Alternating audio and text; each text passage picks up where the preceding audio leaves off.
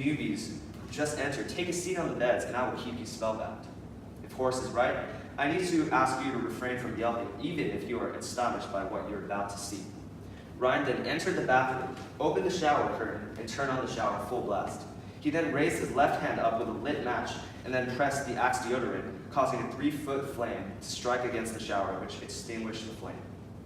Just for additional impact, he lengthened the flame by crouching and shooting the fuel at a steep upward angle. Oohs and ahs continued. Running out of matches was the only thing stopping Ryan from lighting up the bathroom. The smoke detectors in the hotel room were obviously useless. Ash residue emptied onto half of the shower floor.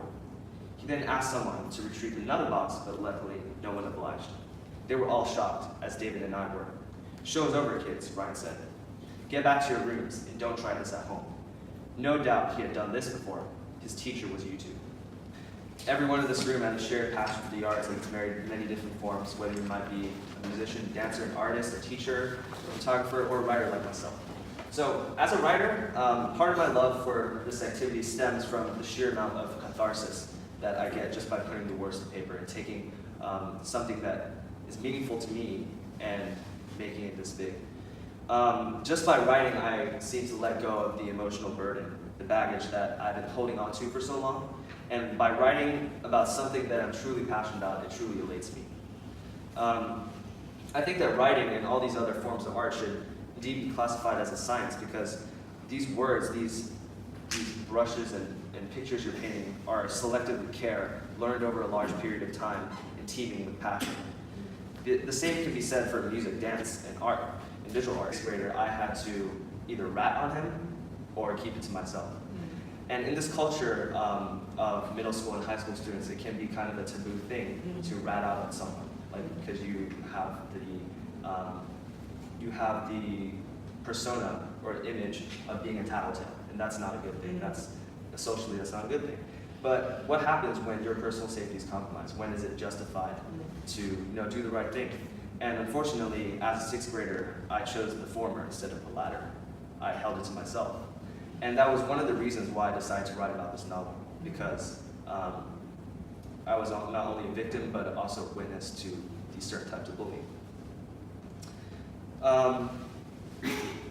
So a few of my peers would ask me which of these events in the novel are real and are made up from my imagination.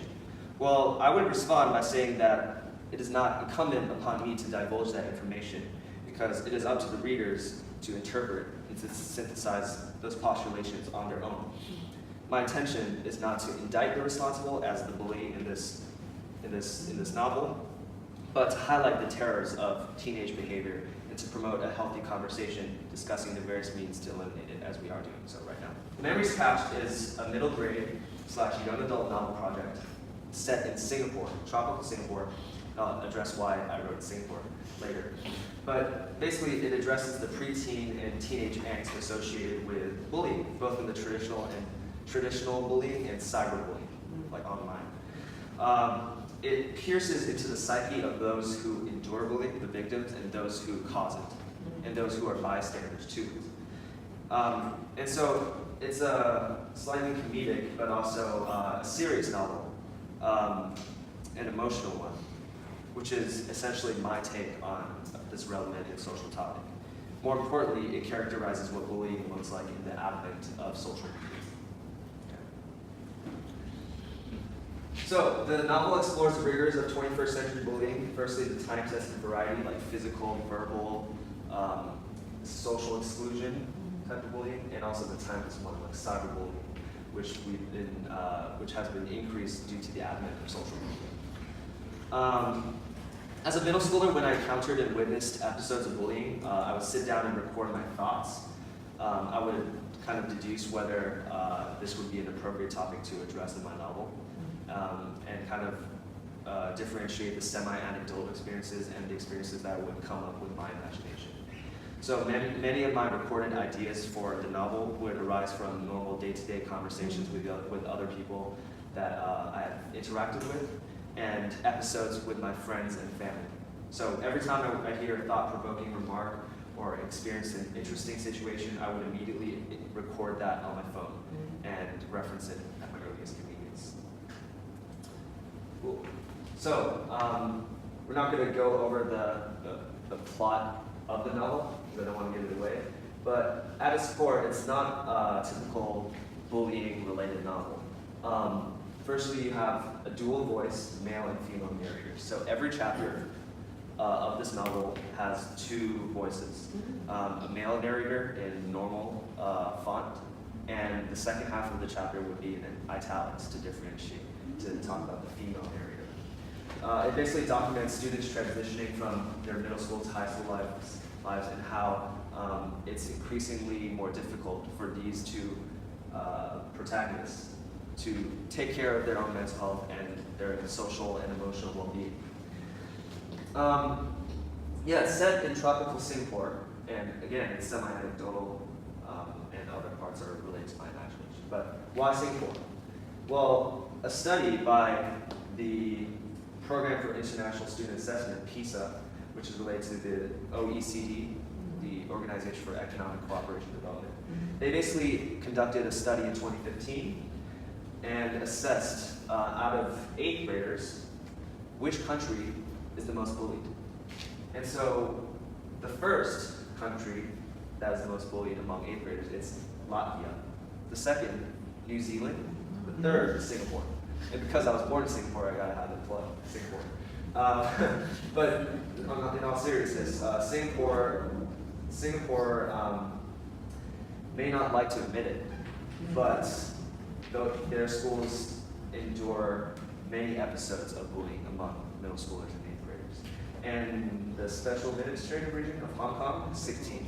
16, yes. And the least bullied, South Korea. The toughest part of bullying in relation to my experiences is first you have bullying within the school, which the proctors and the teachers and the administrators are responsible for taking care of. But what happens outside of school? What happens on the internet? What happens in social day-to-day interactions, maybe on the weekend, maybe after school? Because those things are really difficult to control. And so what are the means, or to what extent can we control that? Can we mitigate it?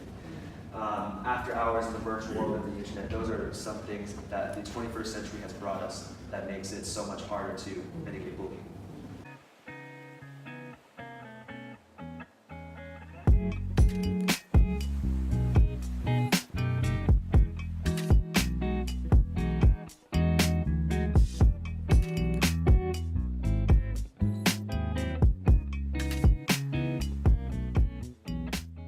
The Organization for Economic Cooperation and Development, OECD, has this criteria for bullying. And it's actually, if you take a look at it and understand the meaning behind these 6 topics related to bullying, it's quite eye-opening, actually. So firstly, physical, hitting, punching, kicking.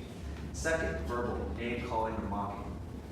Thirdly, this is actually kind of difficult because relational social exclusion, like ostracism, like when a group of 4 people are sitting around at lunch talking to each other, and you try to eat lunch with them and they just kind of shun you, or that they let you sit there and maybe they don't engage in the conversation with you or kind of leave you out. But that third one is kind of a gray area in relation to bullying, because it's not something that the counselors or teachers can immediately take control of, which is very difficult. But I'll go on that later. Fourthly, stealing and taking possession belonging to another. That's obviously not allowed. It's bullying. Fifth one, cyberbullying. This is also difficult because banter. There's something that's difficult between associating or differentiating between banter versus outright bullying, and that's actually related to the most recent news regarding that student who was assaulted by those 8 other students in the school in Mahanshan. And to what extent can you differentiate between banter and bullying? Because a lot of these middle school and high school students, as they age, banter becomes a key word in their arsenal, right? Banter becomes something you see a lot in social groups. And to what extent is that bullying? I don't know. Snapchat provides a very difficult way for counselors and teachers to or parents even, to actually mitigate bullying, because when you take a Snapchat, when you take a snap, it will disappear within a set amount of time. And students love that because their parents can't check it. But Snapchat has become a very profitable business, right? In the most recent years with streaks and stuff, I'm sure everyone has heard of it. It's kind of made students more addicted to their phones. And Snapchat can be a very dangerous medium for bullying, unfortunately. There's also this other social media source called ask.fm, which we used kind of frequently in the past 4 or 5 years, but now it's kind of more defunct. But basically, what was the problem with that is you set up a profile, and someone asks you questions anonymously, or either anonymously or they can identify themselves. But obviously, most people ask anonymously, and you can just imagine how devastating that could be if an anonymous person sends hateful rhetoric, hateful messages towards a profile account. And sometimes the profile account may publish those hateful messages and kind of clap back at them. And that's just not a very socially healthy way to manage yourself on social media. So those are some things to comment. And the final one is where student safety, personal safety issues arise well beyond a bully versus victim, which is the instance we referenced in Chapter 6 of the novel. Hong Kong is ranked 16th in that PISA study, and this directly relates to episodes of depression that occur with bullying and associated rates of student suicides, which we've kind of seen increase in the past few years, unfortunately. The Hong Kong government has taken steps to kind of prevent student suicides and depression.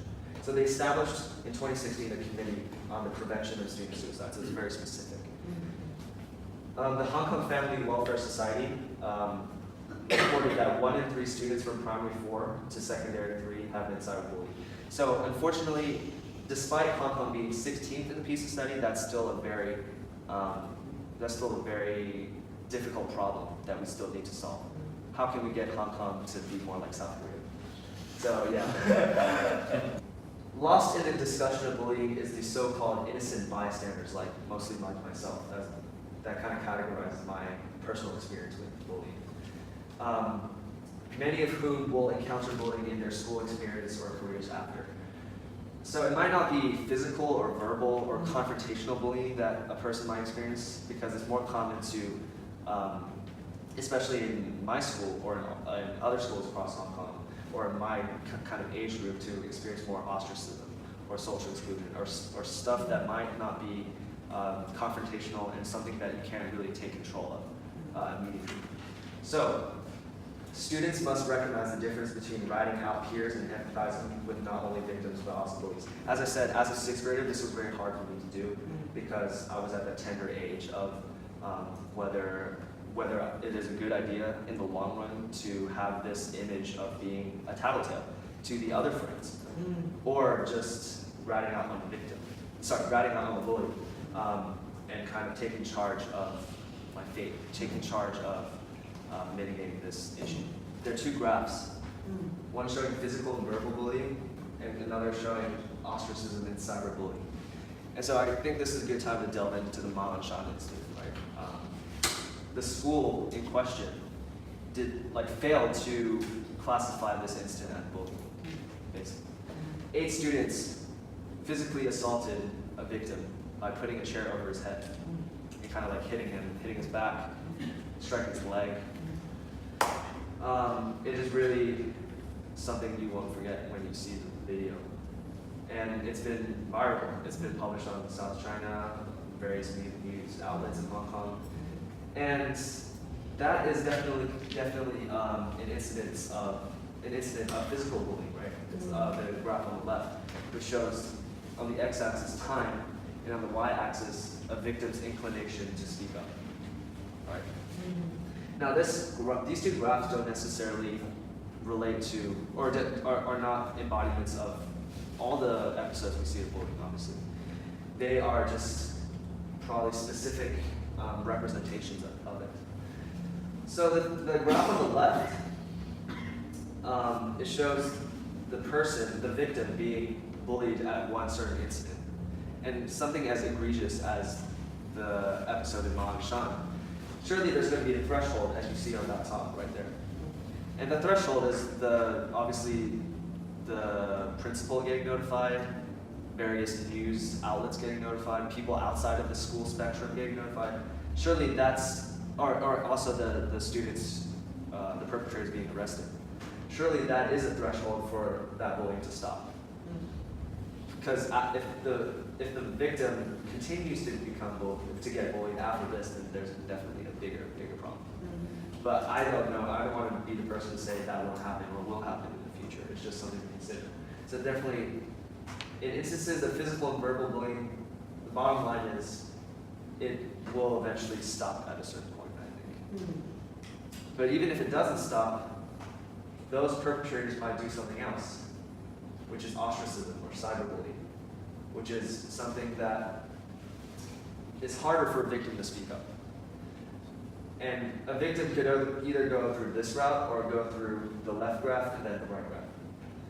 And so this is something I like to call insidious bullying, because insidious means something that is gradual but harmful. Something that is not easy for a bully to speak up right away, but over time it generally harms that victim. And so these three graphs are basically showing the idea that as a person gets ostracized more and more in his career, it may never reach that threshold where he speaks up, or speaks up to a counselor or teacher. And that might be equally, if not more, harmful to that person.